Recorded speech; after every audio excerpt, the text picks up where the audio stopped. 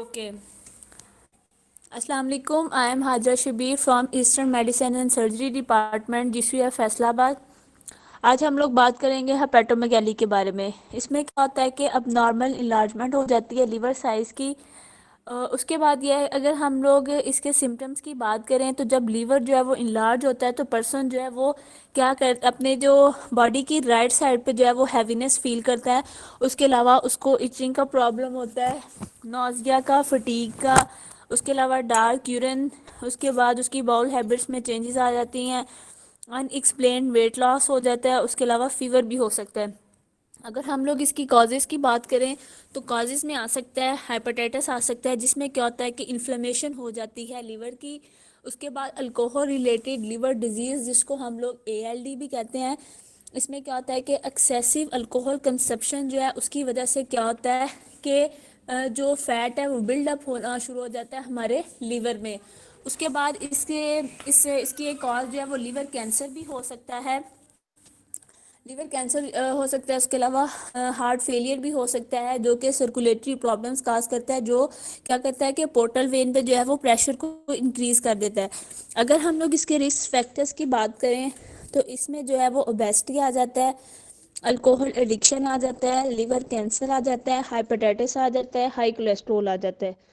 उसके बाद अगर हम इसके हर्बल ट्रीटमेंट की बात करें, मिल्क थिसल, जिसे ऊंट कटारा कहते हैं, ये क्या करता है कि लोअर करता है ट्रांसमिनेज लेवल्स को। वो कौन कौन से लेवल हैं? Alanine transaminase, alkaline phosphate, gamma glutamide transferase. उसके अलावा ग्रीन टी प्लस छोटी इलायची, ये क्या है, इसका काम क्या है? ये रिडक्शन करता है जो भी एएलटी एएसटी लेवल है उनको।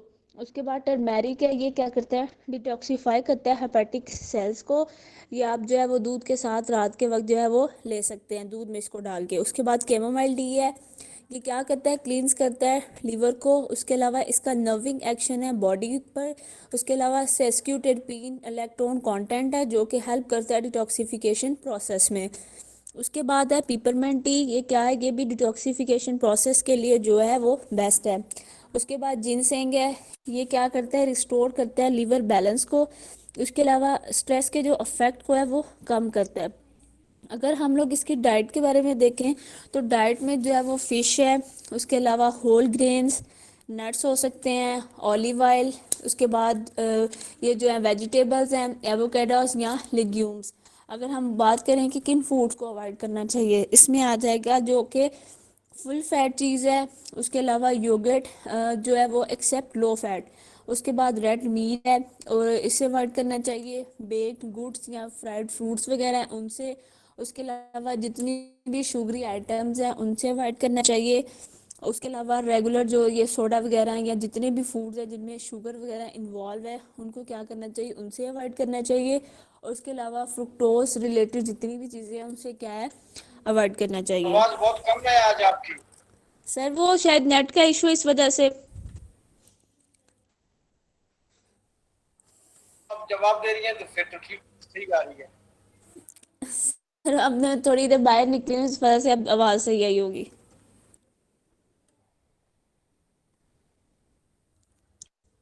आसमा भी मौजूद है।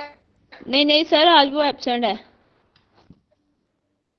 तो आप जिस तरह आप बोल रही हैं इसी तरह बोले। Okay sir. अब हम बात करेंगे एनीमिया के बारे में। एनीमिया क्या है? ये एक ब्लड डिसऑर्डर है। ठीक है, ये बहुत कॉमन न्यूट्रिशनल डेफिशिएंसी है। इसमें क्या होता है कि जो ब्लड में हीमोग्लोबिन का लेवल है जो वो नॉर्मल से क्या होता है? कम हो जाता है। उसके अलावा पेशेंट क्या करता है? वो टायर्डनेस वगैरह फील करता है, वीकनेस फील करता है, उसका जो स्किन कलर है वो चेंज हो जाता है। अगर हम लोग इसकी कॉज की बात करें तो ये कि वो प्रोसेस जिसका जो है वो नेगेटिव अफेक्ट पड़े हमारी रेड ब्लड सेल प्रोडक्शन पे, तो वो क्या करेगा? एनीमिया कॉज करेगा। इसमें क्या होगा? ब्लड लॉस भी होगा। उसके अलावा अगर हम लोग वो डाइट ले रहे हैं जिसमें कि आयरन कम है, या विटामिन बी 12 डाइट नहीं ले रहे, फोलेट नहीं ले रहे, कॉपर नहीं ले रहे, तो ये क्या करते हैं? हमारा जो एनीमिया का जो रिस्क है उसको क्या कर सकता है? इंक्रीज कर सकता है। अगर हम लोग बात करें इसके ऑनसेट की मेल्स में, अगर ये लेस देन 13.5 है तो ये होगा ये एनीमिक होगा। अगर तो फीमेल्स में जो है वो 12 से मतलब के कम है तो वो हम लोग जो है वो एनीमिक उसको कंसीडर करेंगे। उसके बाद हम अगर इसके सिम्टम्स की बात करें तो सिम्टम्स में जो है वो फटीगा आ जाएगा, वीकनेस आ जाएगा, पेल या येलिश स्किन आ जाएगी, इरेगुलर हार्ट बीट आ जाएगी। उसके बाद shortness of breath, chest pain, cold hands and feets. अगर हम इसके रिस्क फैक्टर की बात करें तो रिस्क फैक्टर में जो है वो फ्रिक्वेंटली क्या होगा कि मतलब कि ब्लड डोनेटिंग ब्लड आ जाएगा, एज आ सकता है, मेंस्ट्रुएशन आ सकता है, उसके अलावा मेल नरिशमेंट आ सकता है, विक्टिम आ सकता है सिकल सेल का, या कोई फैमिली हिस्ट्री आ सकती है। उसके बाद अगर हम लोग इसके हर्बल ट्रीटमेंट की बात करें तो सबसे पहले हब्बे कुटकी जो है इसका क्या काम है कि ये इम्प्रूव करती है आरबीसीज को, इम्प्रूव करती है एचबी को। उसके बाद शरबत कासनी है, ये इम्प्रूव करता है ब्लड सर्कुलेशन को और ब्लड फार्मूलेशन को। उसके अलावा इसके लिए शरबत फुलाद भी अच्छा है, अगर तो बच्चों में है, बेबीज़ में है, तो उसके लिए आयरन टॉनिक जो है वो बेस्ट है। उसके बाद नेटल है, नेटल जो है इसमें आयरन ज़्यादा होता है, इसको हम लोग एज अ टॉनिक ले सकते हैं, टी के तौर पे ले सकते हैं, एज अ सप्लीमेंट ले सकते हैं। उसके बाद ड्रम स्टिक लीव्स हैं, इनमें जो है वो विटामिन ए और सी बहुत ज़्यादा होता है। ये क्या करता है, क्योर करता है एनीमिया को। उसके अलावा ये हीमोग्लोबिन को करता है। अगर हम लोग इसकी डाइट के बारे में बात करें तो हम लोग वो वाले फूड्स मतलब लें जिनमें जो है वो विटामिन सी ज़्यादा, तो ये इन्हांस करेगा हमारी आयरन अब्जॉर्प्शन को।